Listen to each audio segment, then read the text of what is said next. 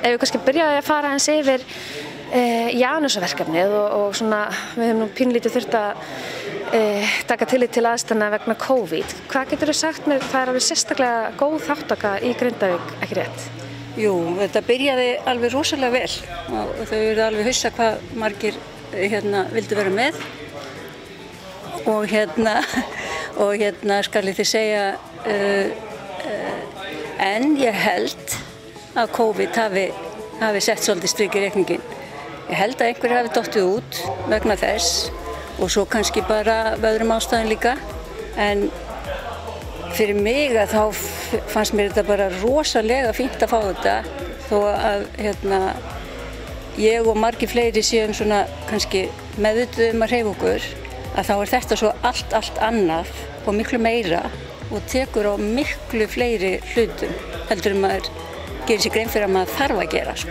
Það er svolítið gott utanumhald í Janusarverkefninu, ekki rétt? Já, það er rosalega gott og það er þess vegna sem að svo mörgum finnst gott að vera í því af því að það er fylgst með þér og þú færð alveg leiðbeiningar í öllum tækjum og tólum og það er það sem að gerir þetta svo gott og akkurat teppilegt fyrir okkur sem höfum verið svolítið feimið við að fara kannski í salinn og nota tæki þannig að það er mjög gott Myndirðu segja að þetta verkefni hafi verið að efla svona félagstengsl eldri íbúa í Grindavík?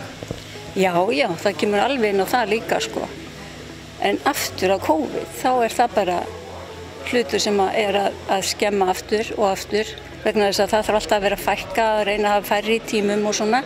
Þannig að við þurfum að vera duglega að fara á kannski öðrum tímum en við erum einhvern veginn svo föst í skipulaginu að það eru margir sem eiga erfitt með og ég þarf á meðal að mæta kannski á einhverjum öðrum tíma. Ef við tölum aðeins COVID og þessi 2 ár sem eru liðin frá því að við fórum að búa þessar takmarkanir, merkirðu ykkur áhrif á þennan hóp hér í Grindavík á þessum samkomu takmarkunum?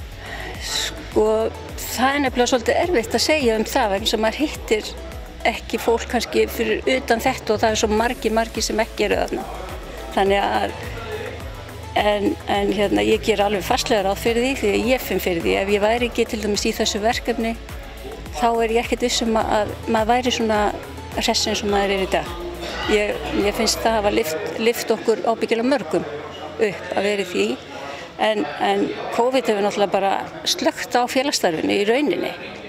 Af því að við náttúrulega vorum með miðgarð sem okkar félagsheimili og þar hefur alltaf þurft að vera mjög fljótlega ef að smitt fór á stað þá var bara slökkt þar á öllu og við fengum ekki að vera með inni þar en þess vegna var þessi hugmynd að koma inn í Kvikun á miðvikudögum, hún var alveg stórkostleg og flott og ég var bara gráti nær af gleði þegar að sú hugmynd kom fram og bara heppnaðist rosalega vel. Það var fullt af fólki, nýju fólki sem komið í bæinn og þekkir engan og farið að langa svo að kynnast einhverju og þau hafa einmitt verið duglega að koma og bara margir sem við höfum ekkert séð endilega í félagsstarfinu hafa komið þannig að bara rosalega glöð með þetta og ég er bara þakklát Grindavíkurbæ og Kvikunni fyrir framtakið. Aðeins það, nú heyrum við að það er smá læti hérna inn í salnum, það er verið að tæma hann og það er verið að reyna að gera Kvikuna svona að menningarmiðstöð fyrir fólk til að koma og vera. Ekkert bara eldri íbúar, heldur bara fólk á öllum aldri. Heldur að þetta sé ekki eitthvað sem kemur til með að mælast vel fyrir svona þegar COVID er liðið undir lok? Jú, ég held það alveg örugglega og meiri segja ég held að okkur vanti þetta núna akkurat á þessum tíma bara alla til þess að hafa eitthvað svona ákveðin stað til að geta komið og hist og tala nú ekki okkar aldurshóp sem hefur verið svolítið svona varkár og lokað sér svolítið af og þú heyrir nú bara í köllunni hérna. Þeir voru fljótir að fatta Kvikuna af því að þetta hafði byrjað fyrst að bryggjan lokaði. Þá bara fínt, förum bara í Kvikuna. Þannig að þetta er bráðnauðsynlegt og verður spennandi að sjá hvernig til tekst.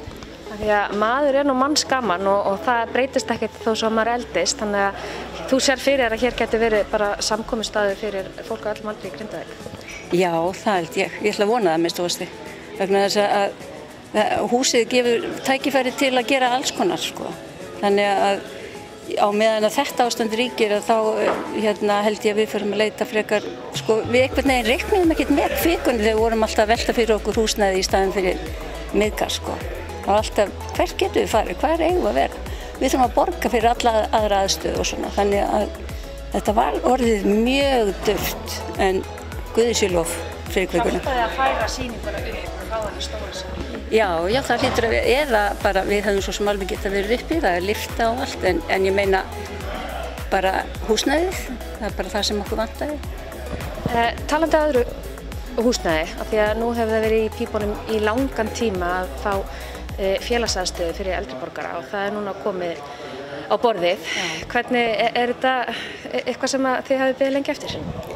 Já, þetta náttúrulega búið að vera svo rosalega lengi, búið að gera ábyggilega margar tillögur og margar teikningar og alls konar hugmyndir komið og aldrei hefur orðið að neinu, en vonandi verður nú af þessu og við höfum fengið aðeins að koma að þessu allavega með tillögur og slíkt og ég veit að öldungaráðið hefur verið að vinna í þessu líka með þeim og þannig að ég held að það séu allir bara sem bíði spenntir eftir að sjá útkomuna, sko. Ég kemst ekki hjá því að spyrja af því að nú kosningaár og það eru flokkar að fara að bjóða fram í vor og eiga nú eftir að koma fram með sín stefnumál.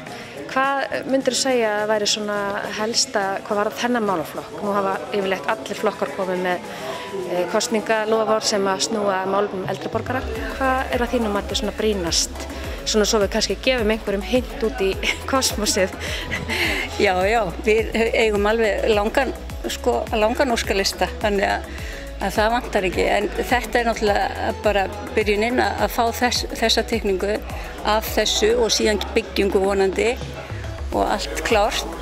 Síðan er það íbúðir ábyggilega sem marga vantar, litlar þægilegar íbúðir í fjölbýli kannski. Ég veit að það er á skipulaginu að það er að koma þarna þar sem að félagsaðstæðan á að vera. En ég er bara svolítið hrædd með að ætla að fara að byggja þetta hátt upp í lofti og þá verður þetta ekki eins hlýlegt og skemmtilegt. Mér langar ekki í háar byggingar. En svona kannski 2-3 hæðir í mestalagi svona og með fáum íbúðum í. En þeir lofa því að það komi fljótlega og það hlýtur að vera sett í hendur verktaka bara. En svo er náttúrulega heilbrigðismálin bara og heilsugæslan og allt það, sko. Mér skilst nú að hún sé að fara af stað með svona öðruvísi þjónustu, búin að auglýsa það, að ég fara að vera svona sérstök þjónusta fyrir eldri borgarana og það verður ábyggilega fínt, sko.